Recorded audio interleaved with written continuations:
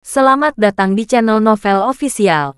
Sebelum kalian mendengarkan novel Pesona Pujaan Hati, jangan lupa like, share, and subscribe. Kalau tidak kusentil jantung kalian. Hehehehe. Tanpa lama-lama lagi langsung saja kita masuk di alur cerita novelnya. Bab 5801. Dilihat dari perilaku kembalinya Victoria saja, sulit bagi Charlie dan Vera untuk menilai niatnya. Vera khususnya khawatir Victoria tidak benar-benar meninggalkan Siwandasan ketika dia pergi dari sini, tetapi perlu mencari tujuan baru. Jadi, dia berkata kepada Charlie, "Tuanku, ayahku pernah berkata bahwa ruangan batu yang gurunya buatkan menghilang tanpa jejak, tersembunyi atau dipindahkan ke tempat lain. Victoria datang ke Siwandasan kali ini, kemungkinan besar untuk menemukan keberadaan kamar batu itu." Charlie mengangguk dan berkata, "Saya juga berpikir kecil kemungkinan Victoria meninggalkan Siwandasan secepat ini. Mungkin dia telah menemukan beberapa petunjuk baru." Vera berkata dengan ekspresi khawatir, jika Victoria menemukan cara untuk membuat dirinya lebih kuat dari peninggalan yang ditinggalkan oleh gurunya, atau menemukan beberapa obat dan alat sihir yang berguna baginya, kekuatannya naik ke level berikutnya. Charlie berkata, "Dulu ketika Marcius bisa memberikan cincin itu kepada ayahmu sebelum tenggat waktu semakin dekat, kupikir dia sudah tahu seperti apa temperamen Victoria. Gurunya pasti akan mencoba yang terbaik untuk menjaganya." Charlie berkata lagi, "Victoria tidak mendapatkan peninggalan dan warisan yang ditinggalkan oleh Marcius saat itu. Meskipun 300 tahun telah berlalu, saya yakin masih mustahil baginya untuk menerobos belenggu yang ditinggalkan Marcius." Vera mengangguk sedikit dan mengangguk. "Saya harap begitu." Saat ini, Victoria masih menuju ke barat, tanpa niat untuk berhenti. Pada saat yang sama, Charlie mendapat kabar bahwa Boeing 777 yang ditumpangi Victoria sudah lepas landas di Myanmar. Software penerbangan sipil menunjukkan bahwa tujuan pesawat ini adalah Bandara Yongzhou yang berjarak sekitar 200 km dari Gunung Siwandasan. Mengingat van yang ditumpangi Victoria juga sedang melaju menuju Yongzhou, Charlie tiba-tiba berseru, "Victoria akan meninggalkan Tiongkok." Vera bertanya kepadanya, mengapa dia pergi begitu terburu-buru? Apakah dia sudah menemukan barang-barang yang ditinggalkan gurunya? Charlie menahannya. "Aku juga tidak tahu. Tapi Victoria mengalami kekacauan dan terburu-buru. Ini tidak terlihat seperti perilaku normal setelah mendapatkan keuntungan besar." Dengan mengatakan itu, Charlie menambahkan, "Dan seperti yang saya katakan tadi, Marcius pasti sudah waspada terhadapnya sebelum dia meninggal. Tidak ada alasan dia untuk menemukan barang-barangnya begitu cepat. Jadi menurut saya Victoria pergi itu karena ada hal lain." Vera bingung dan bertanya, "Tuanku, saya selalu merasa bahwa beberapa di antaranya tampaknya tidak masuk akal. Dan sepertinya ada beberapa hal yang tidak dapat diterima secara logistik." Charlie berkata, "Kita hanya duduk dan berdiskusi di sini. Tidak mungkin mengetahui konteks sebenarnya dari masalah ini. Solusi terbaik adalah pergi ke sana secara langsung dan mencari petunjuk yang tidak kita ketahui." Lagi pula, dia berdiri dan berkata dengan tidak sabar, karena dia ingin pergi. "Ayo kita pergi. Pesawatnya akan tiba di Yongzhou sekitar 2 jam. Kita bisa ke bandara sekarang dan terbang ke Yongzhou juga. Mungkin aku masih bisa bertemu dengannya lagi di bandara." Melihat ekspresi cemas Charlie, Vera berkata tanpa ragu-ragu, "Saya akan mendengarkan pengaturan Tuan Muda." Charlie berkata, "Saya akan memberitahu pesawat untuk bersiap sekarang." 1 jam kemudian, Charlie dan Vera naik pesawat ke Yongzhou. Kali ini, dia tidak meminta Ishak mengganti cangkangnya dan menyewa jet bisnis. Sebaliknya, dia langsung menggunakan jet pribadi keluarga Wade di Aorus Hill. Charlie tidak menutupinya lagi karena dia tidak perlu khawatir Victoria mengetahui situasi ini. Saat ini, Victoria melewati pemeriksaan keamanan dan bea cukai dengan paspor dengan identitas China yang telah dia persiapkan sejak lama. Lalu duduk di ruang tunggu gedung VIP, menunggu pesawatnya dengan cemas. Gugup dan panik membuat otot kakinya masih bergerak-gerak sampai sekarang. Dan di dalam pikiran, kata-kata Marcius yang memekakkan telinga terus terulang berulang kali. "Keluar dari sini." Kata-kata ini memenuhi ketakutan dengan ketakutan yang besar. Dia meninjau semua orang dalam pikirannya, memutar otak untuk menganalisis kemungkinan bahwa Marcius masih hidup. Dia mengingat setiap detail bagaimana dia bisa berada di bawah sekte Marcius, dan berpikir dalam hati, sebenarnya, jika dipikir-pikir sekarang, guru tidak terlalu memikirkan saya dan kakak laki-laki senior. Jika kami tidak dikejar dan dibunuh oleh tentara King, guru pasti tidak akan muncul di depan kami. Kalau dipikir-pikir, guru menerima kami sebagai murid, sebagian untuk belajar tentang dunia luar dari kami, dan sebagian lagi karena dia berharap kami dapat melakukan sesuatu untuk orang Han.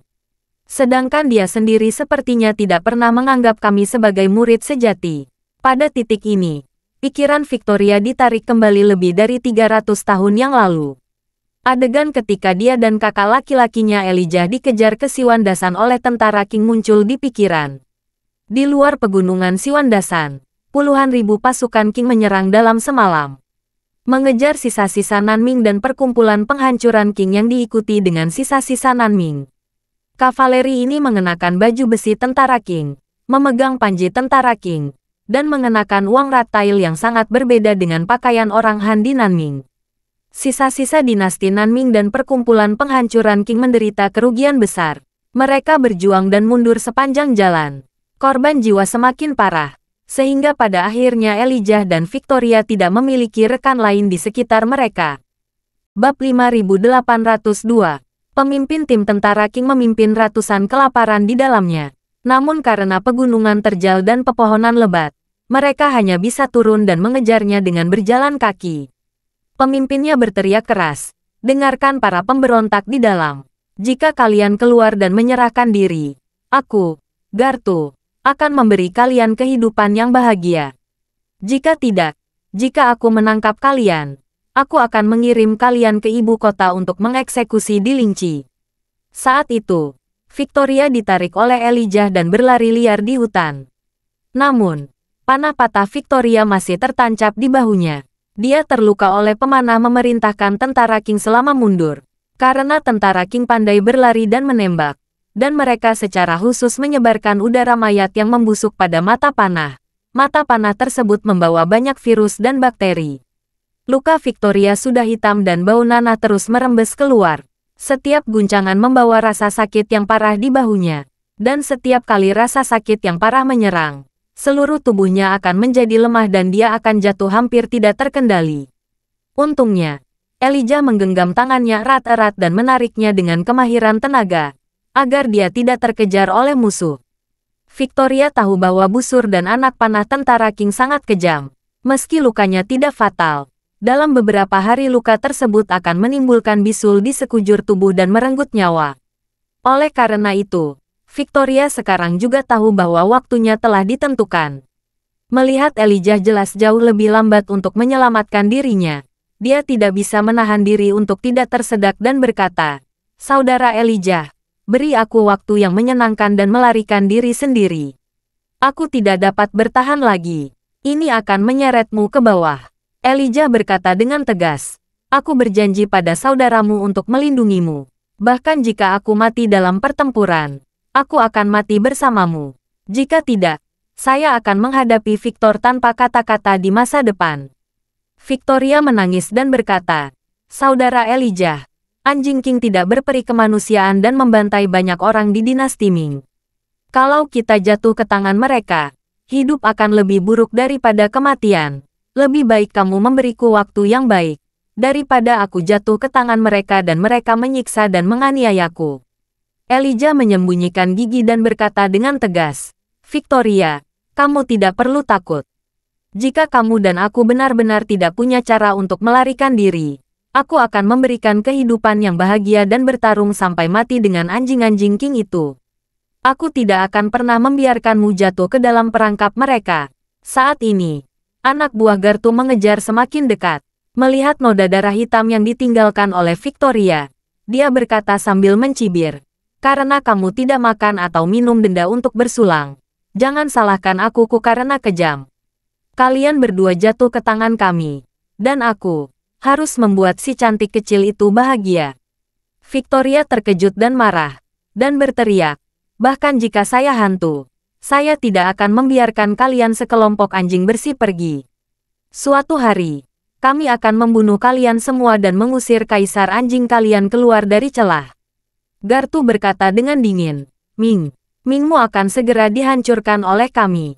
Mulai sekarang, ini akan menjadi dunia mancu kami. Semua orang Han sepertimu yang tidak tunduk pada mancu Kingku akan dibunuh semuanya. Pada saat ini, sebuah suara keras bertanya, apa? Kamu bahkan ingin membunuh orang tua ini? Sambil berbicara, seorang lelaki tua memegang tau biru melayang turun dari atas hutan, memegang pedang perak panjang, dengan keagungan yang tak terlukiskan. Orang ini adalah Marcius yang berumur panjang. Gartu tidak menyangka lelaki tua itu bisa jatuh dari puncak hutan setinggi lebih dari 10 kaki tanpa ada tanda-tanda cedera. Dia bertanya dengan waspada, siapa kamu? Marcius berkata dengan dingin, sekelompok Tartar, apa hakmu menanyakan namaku? Kamu melecehkan King Siuku dan mengucapkan omong kosong. Mari kita semua tetap di sini hari ini untuk menebus kesalahan.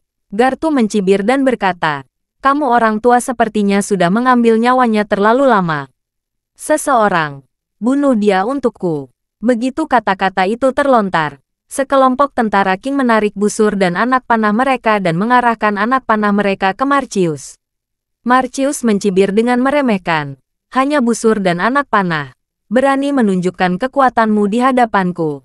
Matilah kalian. Bagaimanapun, pedang panjang di tangannya bergetar tiba-tiba, dan langsung berubah menjadi puluhan ujung pedang yang berputar, mengaum ke arah ratusan pasukan King. Sebelum para prajurit King ini mengetahui apa yang sedang terjadi, kepala mereka semua dipenggal, sehingga tidak ada seorang pun yang hidup.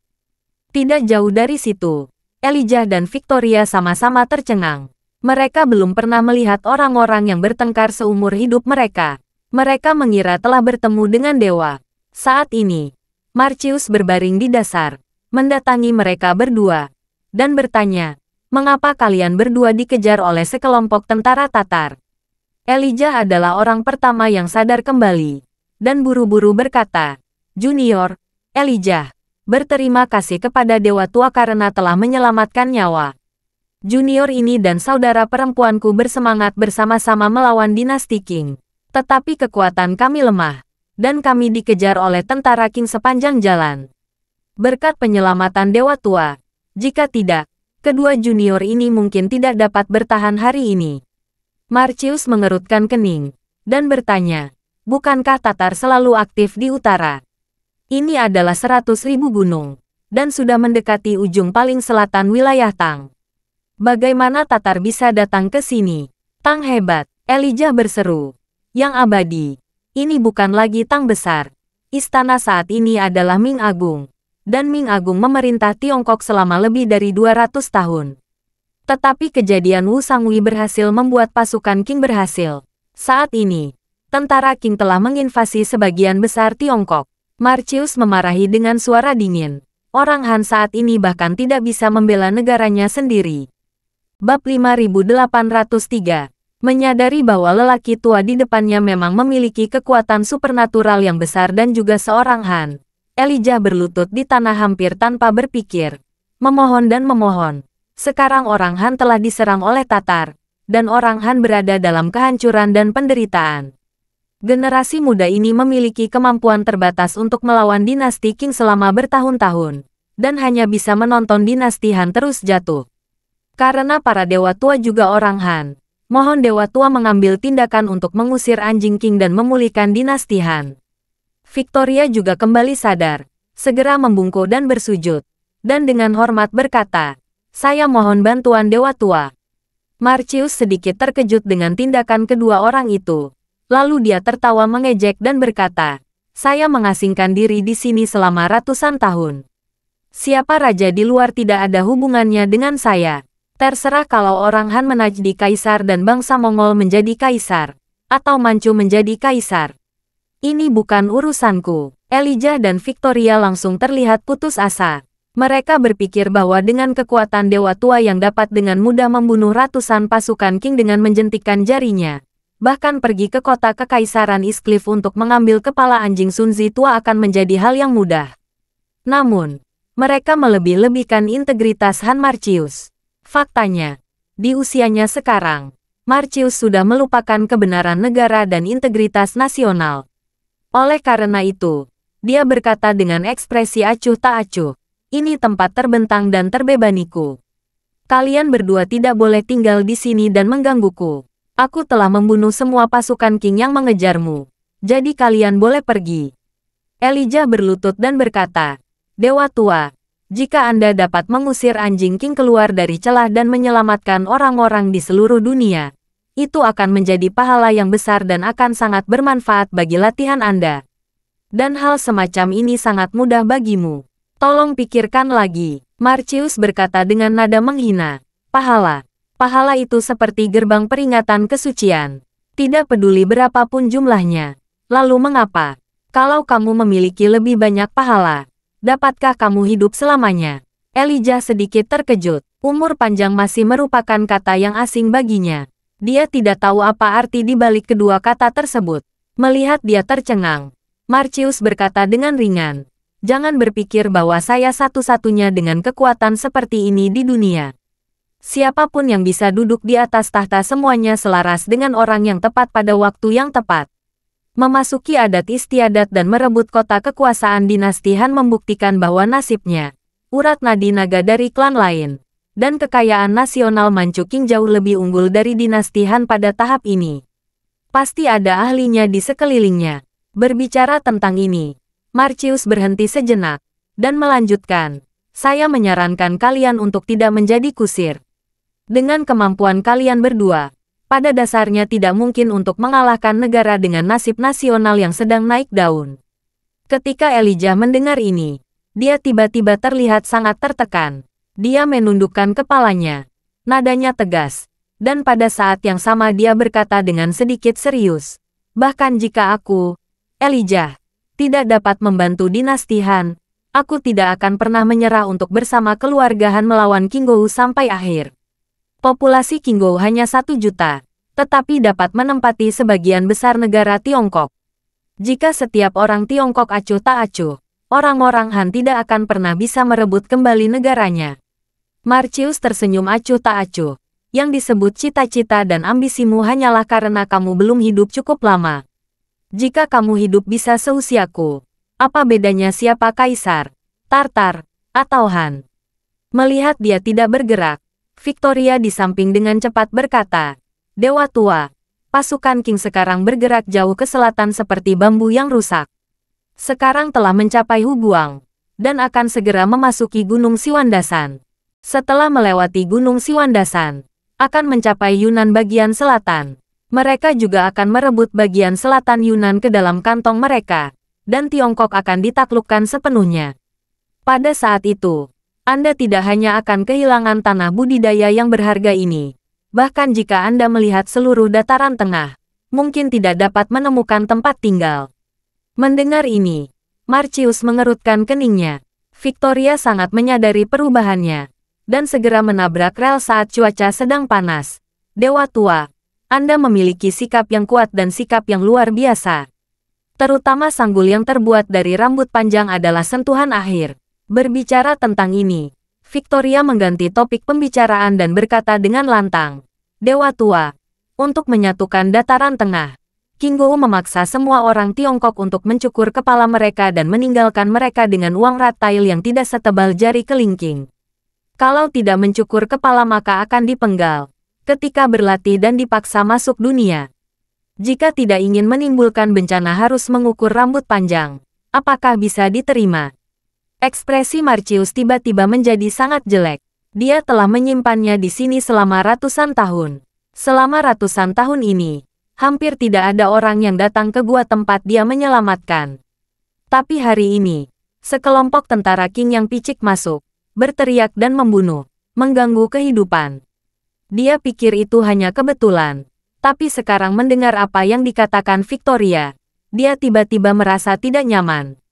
Saat ini, Marcius memikirkan waktu yang lama. Saat ini, api menyembur ke langit dari kaki gunung, untuk sepenuhnya menggambarkan tentara Nanming dan perkumpulan penghancuran King. Tentara King telah mulai membakar gunung tersebut. Melihat api yang berkobar, Marcius tiba-tiba berubah pikiran dan berkata, lupakan saja. Karena kalian berdua ingin membantu dinasti Han, saya dapat memberi kalian kesempatan dan melihat apakah kalian bersedia. Elijah sangat gembira, dan buru-buru berkata, tolong beritahu saya, Dewa Tua. Marcius berkata dengan acuh tak acuh, hari ini, kalian berdua akan memujaku sebagai guru kalian. Saya akan mempelajari beberapa keterampilan dalam melawan Chang Sadi. Setelah kalian meninggalkan Siwandasan, kalian dapat terus berjuang sampai akhir untuk dinasti Han dan dinasti Manchu. Elijah segera berkata dengan penuh semangat, murid Elijah, terima kasih, guru. Victoria di samping segera berlutut dan berteriak, murid Victoria, terima kasih, guru. Saat itu, Victoria tidak tahu mengapa Marcius tiba-tiba berubah pikiran. Namun, ketika pemandangan lebih dari 300 tahun yang lalu ini muncul kembali dalam ingatannya, dia memahami pemahamannya. Saat itu, tahun 1650 dan masih ada 13 tahun tersisa sebelum batas waktu Marcius. Marcius menerima mereka berdua sebagai murid magang mungkin juga untuk memungkinkan mereka menunda laju serangan tentara Qing terhadap Siwandasan setelah mereka menyelesaikan pelatihan. Dengan kata lain, Marcius memiliki rencana sendiri untuk segala hal. Dia mengambil Elijah dan Victoria sebagai muridnya, mungkin demi dirinya sendiri.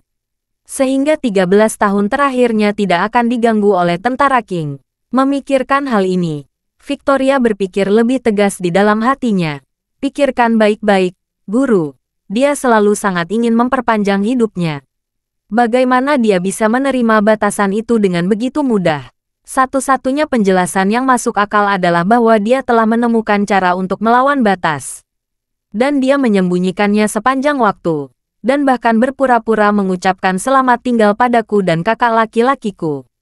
Aku khawatir dia sedang bermain catur besar. Mungkin aku dan kakak laki-laki hanyalah salah satu dari benderanya.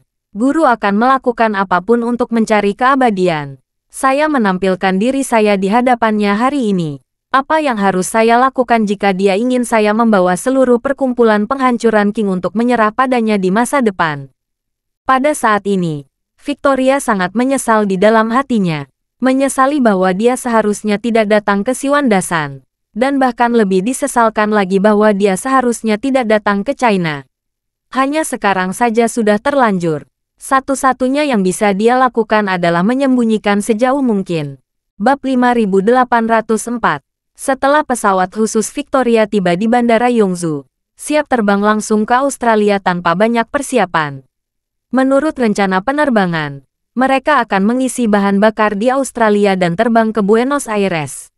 Saat pesawat Victoria hendak lepas landas dari landasan kanan Bandara Yongzhou, pesawat pribadi Charlie dan Vera mendarat di landasan lain Bandara Yongzhou. Sebuah kendaraan off-road Mercedes-Benz telah diparkir di tempat parkir bandara. Charlie dan Vera langsung menuju tempat parkir setelah meninggalkan bandara. Setelah menemukan kendaraan off-road tersebut, Charlie mengambil kunci mobil dari roda kiri depan bagian dalam. Kemudian, dia membuka kunci pintu dengan kuncinya, masuk ke mobil bersama Vera, dan langsung menuju Gunung Siwandasan. Vera, yang berada di co-driver, selalu merasa sedikit risih. Dia merasa Victoria meninggalkan Siwandasan dengan tergesa-gesa, yang membuktikan bahwa Siwandasan pasti memiliki risiko yang belum pernah dia dan Charlie temui. Namun, Vera tidak membujuk Charlie untuk menyerah. Karena Vera tahu betul bahwa sejak Charlie bertemu kakek neneknya, dia selalu ingin tahu apa yang orang tuanya temukan dan alami saat itu, dan apa yang tak terhindarkan dari dia mendapatkan buku apokaliptik. Oleh karena itu, bagi Vera, karena Charlie ingin mengetahuinya, dia akan menemaninya tanpa ragu-ragu. Saat ini, Charlie merasa sedikit khawatir. Namun, hubungan antara orang tua dan rahasia berumur panjang serta buku apokaliptik adalah kunci yang selalu ingin dia jelajahi. Dia tidak sabar untuk mencari tahu semua yang tersembunyi di dalamnya. Siwandasan kemungkinan besar adalah sumber dari semua ini. Oleh karena itu, meskipun berbahaya, dia harus pergi ke gunung tersebut untuk mencari tahu. Victoria datang ke Siwandasan dengan mobil kemarin, dan mobilnya menghilang ketika dia pergi. Dan tidak ada rekaman video mobil tersebut keluar dari jalan raya. Charlie menyimpulkan bahwa Victoria menyembunyikan mobil di titik tertentu di bagian jalan tol itu, lalu keluar dari jalan raya pada saat itu. Rencana Charlie adalah pergi ke bagian jalan raya tempat Victoria menghilang untuk melihat apakah dia dapat menemukan jejak yang ditinggalkan oleh Victoria. Saat mendekati bagian jalan raya tempat Victoria menghilang, Charlie mulai melepaskan energi spiritual untuk merasakan lingkungan sekitar, terutama lembah di bawah jembatan. Sebuah mobil berbobot 2 hingga 3 ton tidak bisa hilang begitu saja. Kemungkinan yang paling mungkin adalah bersembunyi di lembah. Setelah melewati terowongan yang tak terhitung jumlahnya, Charlie memperlambat mobilnya. Dia menyandarkan mobilnya di jalur darurat setelah keluar dari jalan tol, menunjukkan ke jalur yang berlawanan, dan berkata kepada Vera, Victoria seharusnya turun ke sana. Vera bertanya dengan rasa ingin tahu, bagaimana kamu tahu? Charlie berkata, mobilnya ada di bawah sana. Vera sedikit terkejut dan berkata, apakah dia melompat dari sini? Charlie mengangguk. Mobil itu seharusnya dilempar ke bawah terlebih dahulu. Lalu orang itu melompat keluar. Vera dengan cepat bertanya, Tuan Muda, apakah kamu akan melompat dari sini juga? Charlie tersenyum dan berkata, kamu bisa keluar dari jalan raya dari pintu keluar berikutnya dan menungguku di kota. Aku akan turun dari sini. Tidak, Vera meraih tangan Charlie dan berkata dengan gugup, aku ingin bersama Tuan Muda. Charlie tak tersenyum berdaya, membuka peta di kendali pusat, menunjuk ke lokasi kedua orang itu, dan lokasi kota tempat Victoria muncul lagi, dan berkata kepada Vera, sekarang saya hanya tahu bahwa Victoria turun dari sini. Lalu dari sini desa dan kota muncul, tetapi tujuan sebenarnya Victoria masih belum pasti. Jika tempat yang dia tuju lebih dekat ke kedua ujung, tidak apa-apa. Jika lebih jauh, maka rutenya mungkin sudut lancip dengan sisi panjang. Area pencarian akan menjadi sangat luas. Kalau kamu mengikuti saya ke bawah, saya khawatir kamu tidak akan mampu menanggungnya. Vera berkata dengan tegas, saya ikut pergi. Hanya saja kamu mungkin harus mengurus saya dan sedikit mengakomodasi saya. Saya tetap ingin bersama dengan Tuan. Saat dia mengatakan itu, Vera mengerucutkan tepinya, dan berkata dengan suara rendah, saya khawatir jika guru tua itu masih hidup, Tuan Muda akan mengganggu kultiviasnya. Itu akan menimbulkan masalah, meski aku belum pernah bertemu guru itu. Jika kita benar-benar bertemu, aku masih bisa menggunakan hubungan ayahku pada lelaki tua itu. Charlie terdiam beberapa saat, menatap dan bertanya, apakah Marcius masih hidup? Vera mengangguk. Awalnya, aku hanya berpikir bahwa tidak mungkin guru masih hidup. Ada kemungkinan kecil tertentu, dan kemungkinan hidup dan meninggal adalah sekitar 19 hingga 28. Berbicara tentang ini, Vera berkata dengan nada yang sangat serius. Tetapi saya sekarang percaya bahwa kemungkinan hidup atau mati guru adalah sekitar 73. Atau bahkan 82. Charlie bertanya dengan heran. Mengapa kamu yakin dia masih hidup sekarang? Vera berkata, karena saya telah menonton semua video pengawasan bandara, menyaksikan Victoria tiba di bandara, melewati pemeriksaan keamanan, melewati bea cukai, dan kemudian melihat menunggu dan naik ke pesawat. Victoria di kamera selalu terlihat bingung, terlihat bahwa dia pasti sangat ketakutan. Dalam persepsiku, seharusnya tidak ada orang lain di dunia ini yang bisa membuat Victoria begitu takut, kecuali guru tua itu. Charlie mengerutkan kening dan berkata, meskipun Victoria pergi dengan ketakutan, setidaknya dia lolos tanpa cedera. Jika Marcius masih hidup dan Victoria datang ke pintu kali ini, bagaimana Marcius bisa melepaskan diri tanpa terluka? Setelah mengatakan itu, Charlie menambahkan, selain itu, apakah itu dari kamu atau dari keturunan murid paling awal Marcius? Hidupnya dapat dipastikan. Ia lahir pada tahun 664 M dan meninggal pada tahun 1663, yang kebetulan sudah 1000 tahun. Jika dia masih hidup sekarang, bukankah itu berarti dia menemukan cara untuk membuat Yangshu menerobos 1000 tahun lebih dari 300 tahun yang lalu? Jika demikian, kekuatan saat ini mungkin sangat luar biasa sehingga tidak ada yang bisa menandinginya. Victoria berada jauh di belakangnya dan bisa membentuk perkumpulan penghancuran King yang besar. Bagaimana dia bisa bersembunyi di pegunungan 100.000? Vera berkata dengan ekspresi khawatir di wajahnya. Aku tidak dapat memahami apa yang dikatakan Tuan Muda. Saya tidak dapat memahami banyak hal ini. Jadi saya khawatir. Saat dia mengatakan itu, Vera memikirkan sesuatu, memandang Charlie, dan berkata dengan gugup, Tuan, memikirkan tentang induk puca. Lebih dari 300 tahun yang lalu, saya menyaksikan dia gagal mengatasi bencana dengan Tianqi. Selama lebih dari 300 tahun, aku selalu yakin bahwa dia telah menghilang begitu saja. Tetapi siapa sangka dia dapat meninggalkan secercah harapan untuk dirinya sendiri dan kemudian menemukan kesempatan untuk terlahir kembali setelahnya, lebih dari 300 tahun. Wajah Charlie menjadi gelap dan dia bertanya kepadanya, maksudmu, Marcius mungkin mencari kesempatan seperti itu? Vera berkata dengan sungguh-sungguh, aku tidak yakin. Tapi saya percaya bahwa karena induk puca bisa melakukannya, guru tua itu mungkin juga bisa melakukannya. Tuan, tolong jangan meremehkan keinginan orang untuk bertahan hidup. Semakin tua seseorang, semakin besar keinginan mereka untuk bertahan hidup. Bagi seseorang yang telah hidup 1000 tahun, keinginannya untuk bertahan hidup pasti tidak terbayangkan oleh orang biasa. Untuk bertahan hidup, saya tidak tahu upaya apa yang akan dia lakukan. Bab 5805. Kata-kata Vera membuat Charlie dengan serius memikirkan apakah Marcius benar-benar masih hidup untuk pertama kalinya. Sekilas hal ini tampak tidak masuk akal. Tidak ada catatan dalam buku apokaliptik tentang membuat seseorang bisa hidup lebih dari 1000 tahun. Ini telah menyentuh titik buta pengetahuannya. Faktanya, buku apokaliptik bahkan tidak memiliki catatan tentang apapun pil hijau abadi. Bahkan Vera jatuh ke dalam titik buta pengetahuan Charlie, apalagi Marcius. Mengenai masalah ini, meskipun tidak ada bukti langsung yang membuktikan hidup dan mati Marcius saat ini, Charlie tidak berani berpikir terlalu banyak. Dia tidak boleh sembarangan dengan kehati-hatian yang seharusnya, dan tidak bisa dianggap enteng. Jadi, dia berkata kepada Vera, saya setuju dengan semua sudut pandang yang disebutkan Nona Lavore. Tapi kita sudah sampai di sini. Tidak ada alasan untuk mundur. Mengapa tidak mengikuti apa yang dikatakan Nona Lavore? Ayo kita cari tahu bersama. Vera tahu Charlie tidak mudah menyerah. Dan kesediaan untuk membawa dirinya bersamanya sudah merupakan konsesi terbesar yang dia buat.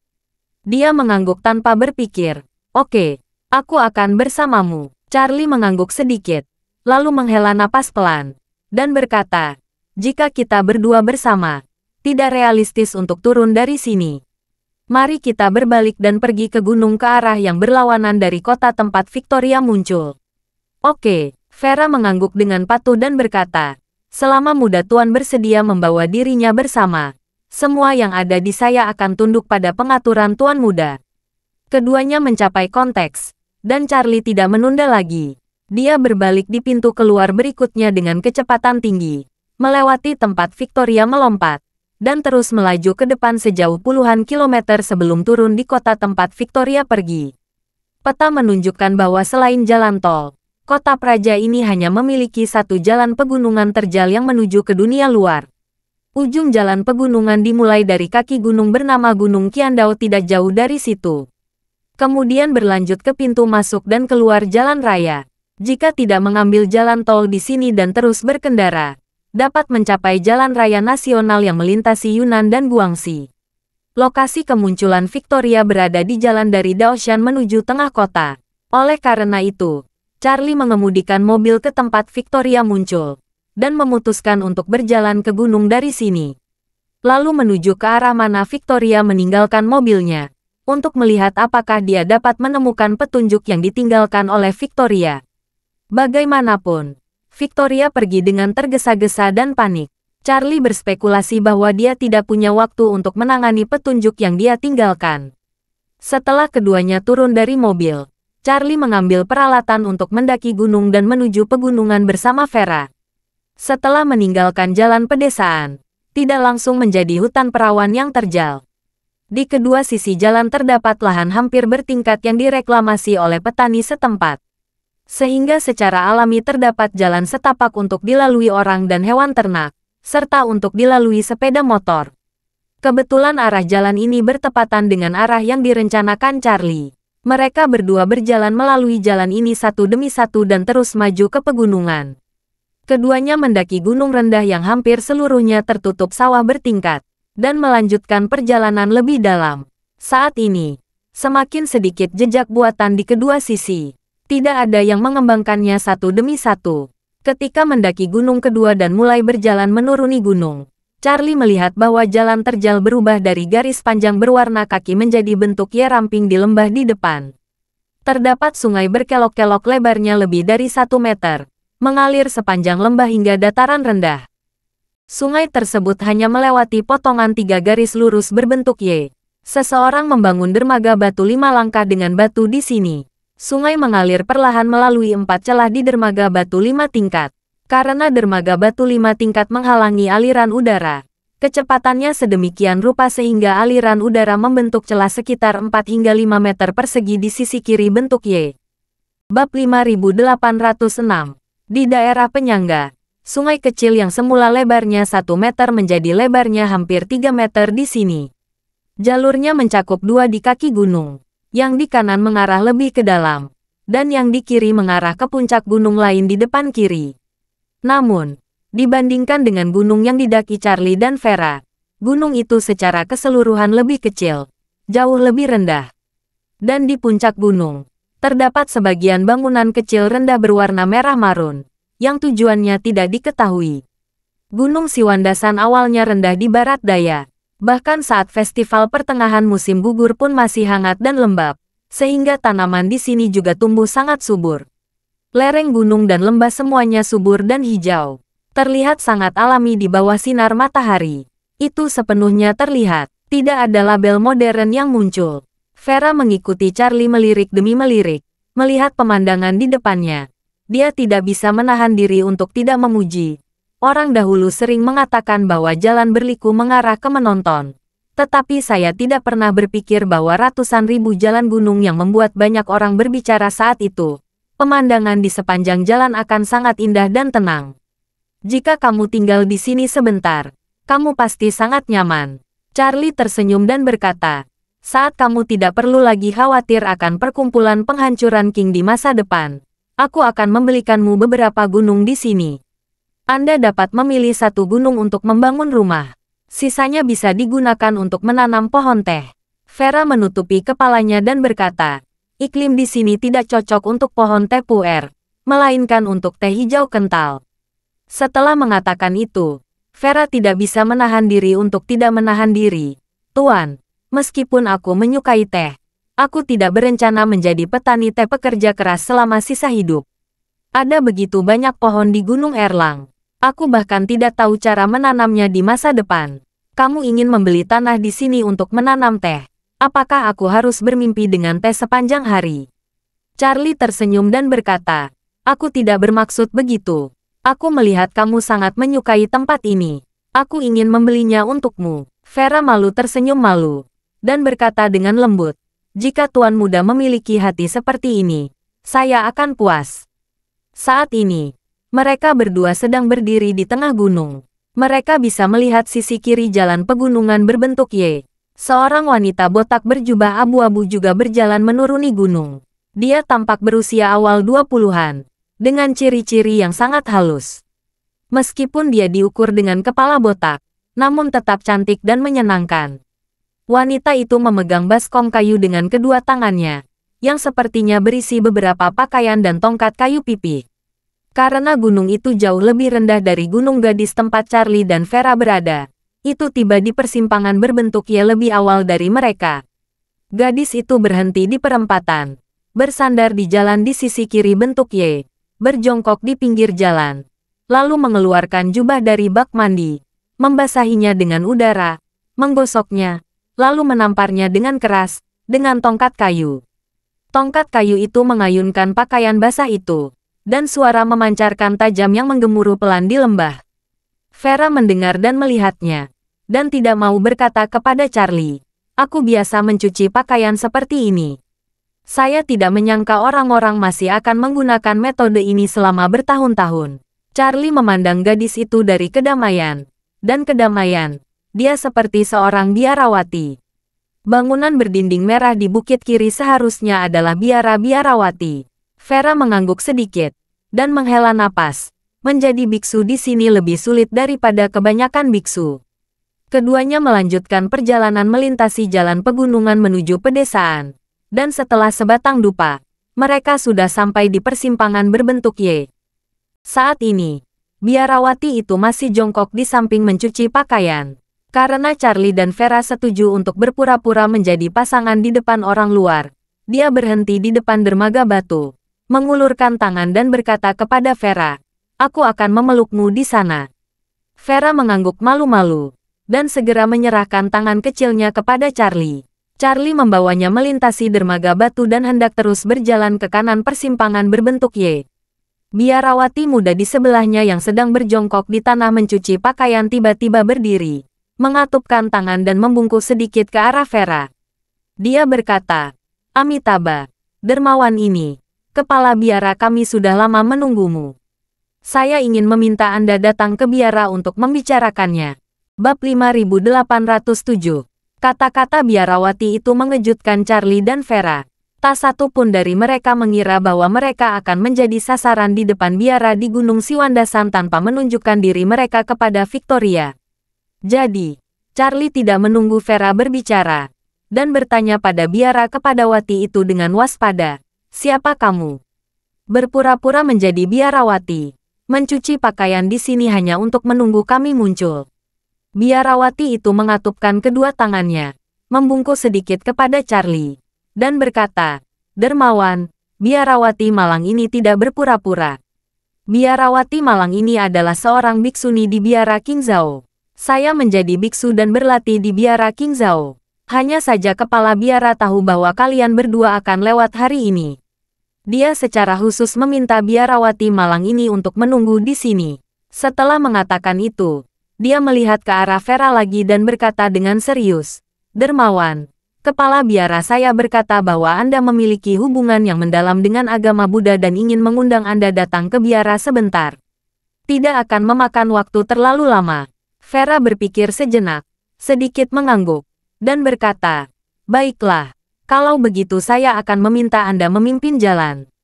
Charlie selalu merasa masalah ini agak aneh dan tidak aman. Jadi dia berkata, "Kalau begitu aku akan pergi juga." Biarawati itu menunjuk ke jalan mendaki gunung di belakangnya dan berkata, "Dermawan, dari sini sampai ke puncak gunung, berada dalam lingkup kuil King Zhao. Kuil King Zhao adalah tempat di mana para samanera dan biksuni mengajarkan ajaran Buddha. Tidak seorang pun diperbolehkan melakukan apapun. Jika ada laki-laki yang masuk, saya harap dermawan mengerti." Charlie berkata dengan dingin, "Lelucon apa ini? Kalau kamu tidak mengizinkan saya masuk, bagaimana saya bisa menjamin keselamatan teman saya?" Biarawati itu berkata dengan hormat, "Para biksu berbelas kasih dan tidak akan melakukan apapun yang merugikan orang lain. Yakinlah, dermawan." Saat Charlie hendak menolak, Vera di samping menarik lengannya dan berkata dengan lembut, "Sayangku, tunggu aku di sini sebentar. Aku akan segera kembali setelah aku pergi." Charlie menasihatinya, "Jangan terlalu impulsif. Hati-hati terhadap penipuan." Vera tersenyum tipis dan berkata dengan lembut, "Tidak apa-apa. Selama kamu di sini, tidak ada yang berani melakukan apapun padaku. Yakinlah dan tunggu aku di sini." Vera tidak mengetahui latar belakang kepala biara yang menunggu untuk bertemu dengannya di biara.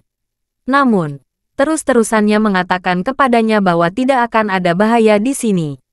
Dia tahu betul bahwa satu-satunya orang di dunia ini yang ingin menangkapnya adalah Victoria dan perkumpulan penghancuran King. Dan ketika dia datang ke Yunnan Selatan bersama Charlie kali ini, Victoria tidak memperhatikan apapun. Dari sini dapat disimpulkan bahwa kuil King Zhao pasti bukan orang Victoria. Karena dia bukan orangnya Victoria, kemungkinan pihak jahat lain jauh lebih kecil. Terlebih lagi, Charlie menunggunya di kaki gunung. Jika pihak lain benar-benar mengetahui detail antara dia dan Charlie, dia pasti tidak akan bisa menyerangnya di bawah hidung Charlie. Yang paling menarik baginya adalah dia tidak sabar untuk mengetahui identitas pihak lain. Karena pihak lain mengenalnya, dia pasti memiliki pemahaman tertentu tentang masalah. Yang lebih menakutkan adalah pihak lain benar-benar mengetahui keberadaan dia dan Charlie. Ini bahkan lebih luar biasa lagi. Bagaimanapun, dia dan Charlie baru memutuskan rute ini 1 atau 2 jam yang lalu. Dan tidak mungkin pihak lain bisa mengetahui sebelumnya. Satu-satunya kemungkinan adalah pihak lain telah menghitung semuanya dan menunggu di sini. Memikirkan hal ini, Vera semakin ingin mengetahui asal-usul orang di balik ini. Melihat Vera telah mengambil keputusan, Charlie mengira dia juga ingin naik dan mencari tahu. Jika dia dengan paksaan berikutnya, kepala biara pihak lain mungkin akan menyerah untuk muncul. Dan dalam hal ini, dia tidak akan bisa mengetahui alasan sebenarnya. Dalam keputusasaan, Charlie tidak punya pilihan selain menganggukkan kepalanya dan berkata kepada Vera, "Saya menunggu 20 menit. Kalau kamu tidak turun dalam 20 menit, aku akan naik dan mencarimu." Bab 5808. Melihat Charlie mengalah, Vera mengangguk cepat dan berkata, "Oke, hanya 20 menit." Melihat ini, biarawati kecil itu sekali lagi menyatukan tangan dan membungkuk kepada Charlie. Dan berkata dengan hormat, "Dermawan, mohon tunggu sebentar." Setelah itu, dia berkata kepada Vera dengan hormat, "Dermawan, silakan ikut dengan saya." Vera mengangguk, memberikan senyuman berjanji pada Charlie, dan berbisik di telinga, "Tuan muda, mohon tunggu di sini sebentar. Saya akan segera kembali setelah saya pergi." Charlie mengangguk sedikit dan mengawasinya naik gunung bersama biarawati kecil itu. Charlie memperhatikan mereka berdua berjalan semakin jauh. Memperhatikan mereka berdua memilih demi membayangkan naik ke puncak gunung. Memperhatikan biarawati kecil itu dengan penuh hormat membukakan pintu biara untuk Vera. Dan memperhatikan Vera berbalik dan mengibarkannya dari jarak jauh sebelum melangkah masuk. Saat ini, Charlie merasa agak tidak nyaman. Dia merasa bahwa meskipun pihak lain bukanlah orang jahat, prediksi akurat pihak lain tentang dirinya dan Vera juga membuat enkripsinya. Sejak dia mendapatkan buku apokaliptik, dia tidak pernah merasa begitu cemas dan gelisah. Saat ini, Vera sudah melangkah ke gerbang kuil Qingzhou. Qingzhou bukanlah kuil besar, tidak luas, dan tidak banyak biksuni yang berlatih di sini. Menghitung siswa di bawah usia 20 tahun, totalnya hanya ada lebih dari 10 orang. Terlebih lagi, dupa di Qingzhou tidak terlalu makmur. Vera masuk dan tidak pernah melihat ada peziarah yang membakar dupa dan menyembah Buddha di sini. Dia mengikuti biarawati kecil itu melewati halaman depan, dan semua biarawati di bawahnya ketika mereka melihatnya, yang membuat Vera semakin penasaran. Biarawati kecil itu membawanya melewati halaman depan ke aula utama di belakang. Aula utama memang tidak megah, namun terlihat di mana-mana dirawat dengan baik. Meski patung Buddha sudah tua, namun warnanya cerah dan tidak ternoda debu. Paling sering diperbaiki dan dibersihkan. Di aula utama, seorang biarawati tua berambut abu-abu berdiri di depan sang Buddha. Dengan hati-hati menambahkan minyak ke beberapa lampu yang selalu menyala di depan patung Buddha. Biarawati tua itu tampak berusia 70 atau 80. Dia sudah tua, tapi tubuhnya sangat kuat. Dia sedang memegang kendi minyak seberat beberapa kilogram. Dan minyak lampu yang dituangkan tidak bergerak sama sekali. Terlihat jelas bahwa tangannya sangat stabil. Biarawati kecil itu membawa Vera masuk dan berkata dengan penuh hormat, "Guru, saya telah mengundang dermawan ke sini." Biarawati tua itu berbalik, memandang Vera, mengatupkan tangannya dan berkata dengan sangat hormat, "Biarawati malang ini memiliki keberanian untuk mengganggu dermawan. Mohon jangan siku." Vera juga membalas dengan menyatukan tangan dan berkata dengan lantang, "Tuan, tidak perlu sopan. Hanya saja gadis kecil ini ingin pergi mendaki gunung bersama pacarnya. Dia masih menunggu di bawah. Saya meminta guru untuk langsung ke intinya." Biarawati tua itu menyerahkan tangannya kepada biarawati kecil itu, yang segera berbalik dan pergi, sambil menutup pintu aula utama. Setelah dia keluar, biarawati tua itu tiba-tiba menghela napas dan berkata, "Ada berbagai macam bahaya dan rintangan di jalan di depan. Saya ingin dengan berani meminta Nona Lafor untuk memberikan nasihat yang baik kepada Tuan Wade dan tidak membiarkan melangkah lebih jauh." Tiba-tiba dipanggil oleh pihak lain. Vera merasa ngeri. Dia melihat ke pihak lain dengan ekspresi tenang di wajahnya, dan berkata dengan ringan, "Tuan, Tuan Wade terobsesi dengan jalan ke depan. Saya hanya wanita kecil yang tidak punya kekuatan untuk mengikat ayam. Bagaimana aku bisa membujuknya? Saat dia mengatakan itu, Vera memandang biarawati tua itu, mengganti topik pembicaraan, dan berkata dengan serius, kecuali jika Anda dapat memberitahu gadis kecil ini, bahaya apa yang ada di depan. Bab 5809. Mendengar pertanyaan Vera, biarawati tua itu menjelaskan dengan serius. Sejujurnya dengan Nona Lafor, 50 mil di depan tempat ini adalah tujuan Nona Lafor dan Tuan Wade. Namun, tempat ini dapat dikunjungi oleh Nona Lafor dan Victoria. Hanya Tuan Wade yang tidak bisa pergi. Tuan tahu tentang Victoria. Vera bahkan lebih ngeri ketika dia melihat biarawati tua yang menyebut diri Victoria. Dia tidak tahu identitas biarawati tua ini. Apalagi mengapa dia begitu kuat. Dia mengenal Charlie dan dirinya sendiri. Apalagi mengetahui Victoria. Fakta bahwa dia dapat menyebutkan nama Victoria membuktikan bahwa dia pasti mengetahui sesuatu tentang kehidupan Victoria. Dengan kata lain, dia pasti tahu bahwa Victoria hidup dari dinasti Ming lebih dari 300 tahun yang lalu hingga saat ini. Vera memandang biarawati tua itu dan berpikir dengan ngeri. Anda mengetahui rahasia Victoria. Apakah itu berarti juga membocorkan rahasiaku? Pada saat ini, biarawati tua itu berhenti menutupi dan berkata dengan tenang. Biarawati Malang dan Nona Lafor membuka jendela atap untuk berbicara secara terbuka. Victoria dan perkumpulan penghancuran King juga merupakan musuh biarawati Malang ini. Terlebih lagi, Victoria secara pribadi sangat kuat dan memiliki perkumpulan penghancuran King yang telah menjalankan bisnisnya selama 300 tahun. Kekuatan komprehensif organisasi itu hampir tidak dapat ditandingi oleh siapapun.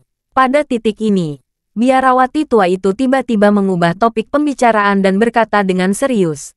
Tetapi dibandingkan dengan orang yang berjarak 50 mil jauhnya, Victoria hanyalah seorang badut yang telah hidup lebih dari 300 tahun.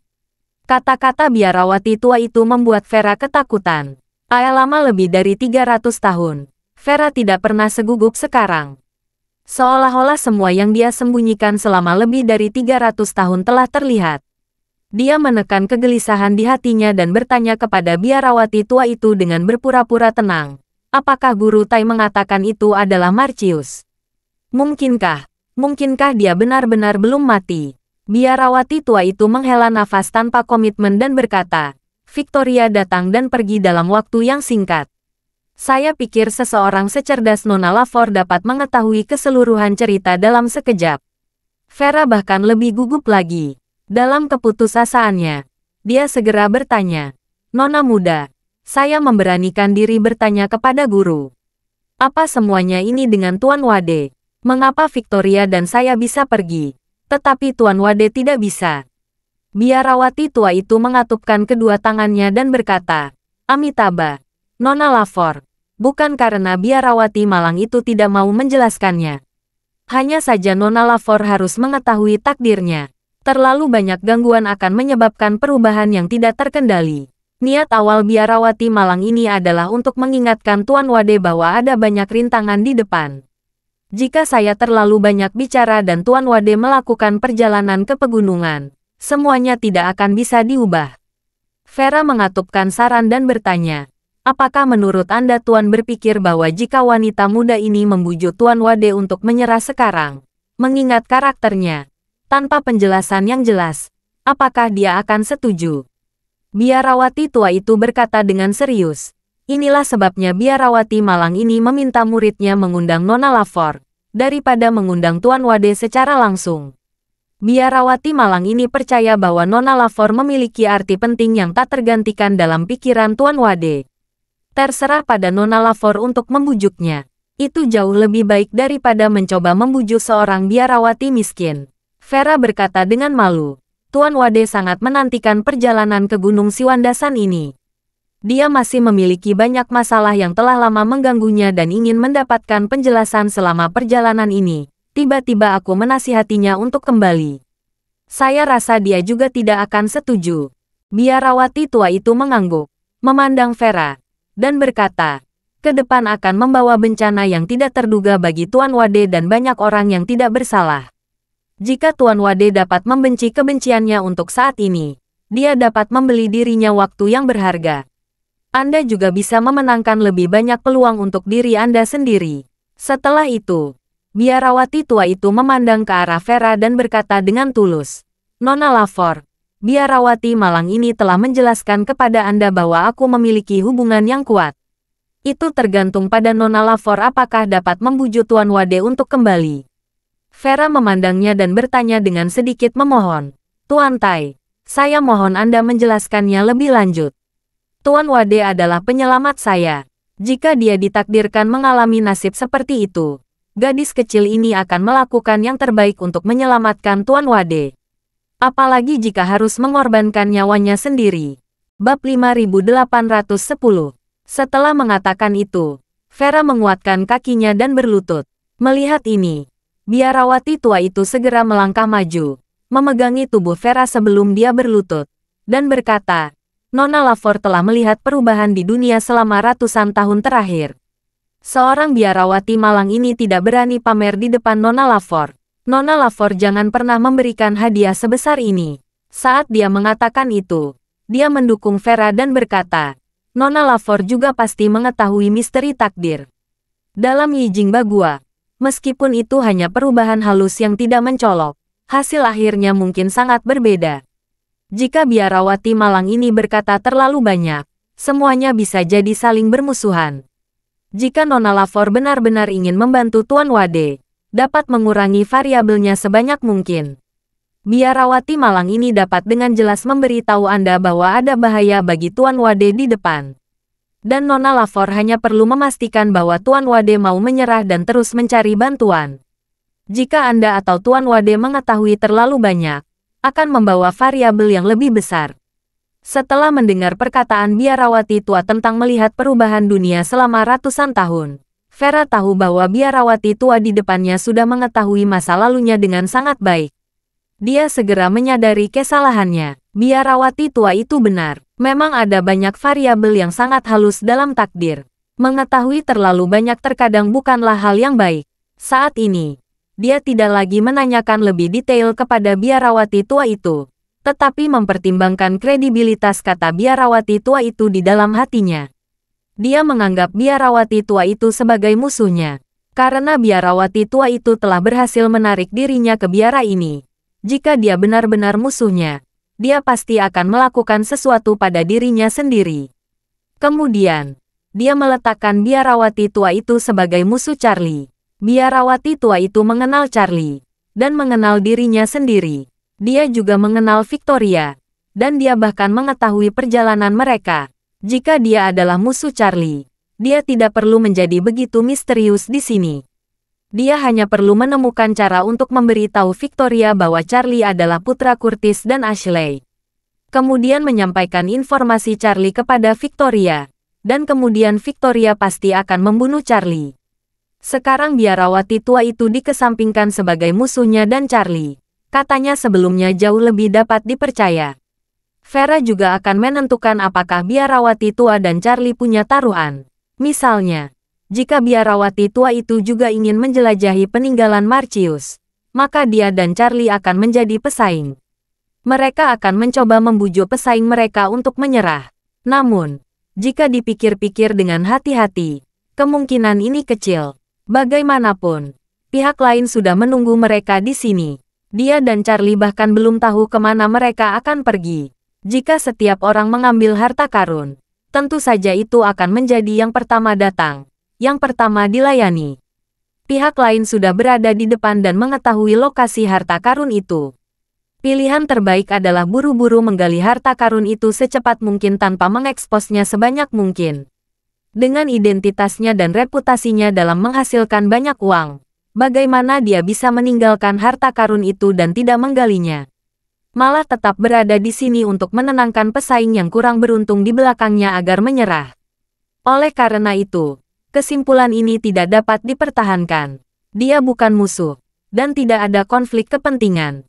Dalam hal ini, kemungkinan pihak lain tulus bahkan lebih tinggi.